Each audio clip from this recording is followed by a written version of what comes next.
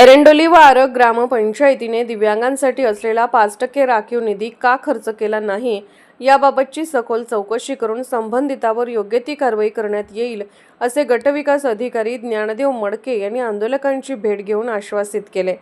मागील 4 वर्षाच्या कालावधीमध्ये एरंडोली व आरग ग्रामपंचायतीने शासनाच्या नियमानुसार दिव्यांगांसाठी राखीव असलेला 5% निधी खर्च केलेला नाही। ग्रामपंचायतीकडे दिव्यांग निधी खर्चाबाबत वारंवार माहिती मागून सुद्धा समाधानकारक माहिती देण्यात आलेली नाही। दिव्यांग बांधवांसाठी असलेला राखीव निधी योग्य लाभार्थ्यांना वितरित करण्यात आलेला नाही, त्याबाबतची तक्रार आणि आरोप करीत पोपट माने राहणार शिंदेवाडी यांनी आंदोलन छेडीत ग्रामपंचायतीच्या कारभारावर नाराजी व्यक्त केली।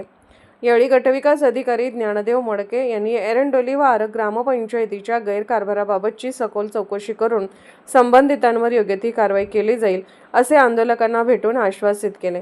तसेच दिव्यांग निधी नियमानुसार राखीव निधीचा खर्च करण्याबाबत ग्रामपंचायतींना निर्देश देण्यात येत असल्याचे यावेळी सांगितले। या आश्वासनानंतर आंदोलकांनी आंदोलन मागे घेतले। 2-3 आज मी पंचायत समितीसमोर आत्मदहनाचा इशाराचा आंदोलनाचा इशारा दिला होता।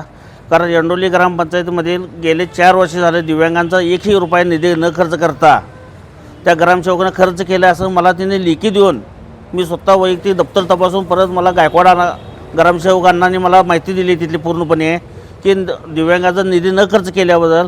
पण BDOंना मी जवळजवळ 1.5 महिना झालं मी पत्र देऊन की दिव्यांगाचा 5% निधी खर्च करायला काय अडचण आहे तुम्हाला, पण तिने आजपर्यंत कुठलीही कारवाई न केल्यामुळे मी आज पंचायत समितीसमोर आत्मदहनाचा इशारा दिला होता। पण मला तिने 15 दिवसात कारवाई करतो म्हणून असं BDOने मला पत्र दिले, त्याच्यामुळे मी आजचं माझं आंदोलन मी स्थगित करत आहे।